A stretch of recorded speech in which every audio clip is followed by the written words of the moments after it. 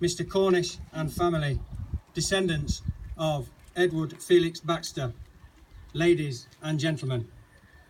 First of all, thank you for your presence at this inauguration of the monument erected to the memory of Lieutenant Edward Felix Baxter, who was killed in action at Blairville on the 18th of April 1916.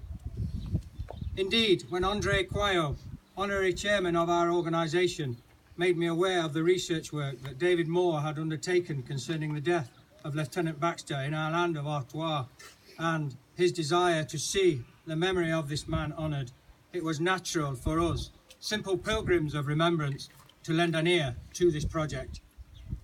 What a pleasure it is for me as president of the organisation, Xavier Deneuville, to see the motivation of all concerned to ensure that the memory of this young officer, who died far away from his home at only 30 years of age, continues to be remembered after 100 years.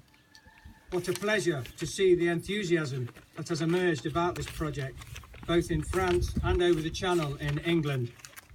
The proof is to see such a great presence of our British friends here today. What a pleasure it is to see the pupils and teachers standing in front of these monuments today also.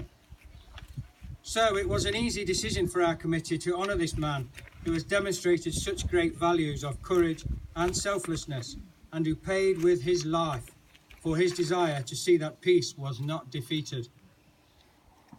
This is how the idea to erect this monument paying tribute to this young officer began, and the organisation almost 100 years to the day of this ceremony in his honour. We must also remember all of those who have lost their lives during the various conflicts that have affected our country and continue to do so, as we have seen recently in Africa, to enable people to live in peace and freedom.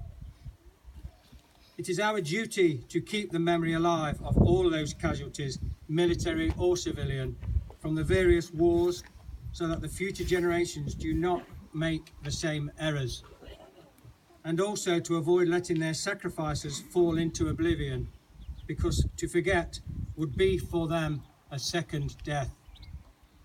That is why I thank all of those who help us to improve and carry out our mission, and today particularly to those who have worked to provide the realisation and success of this event.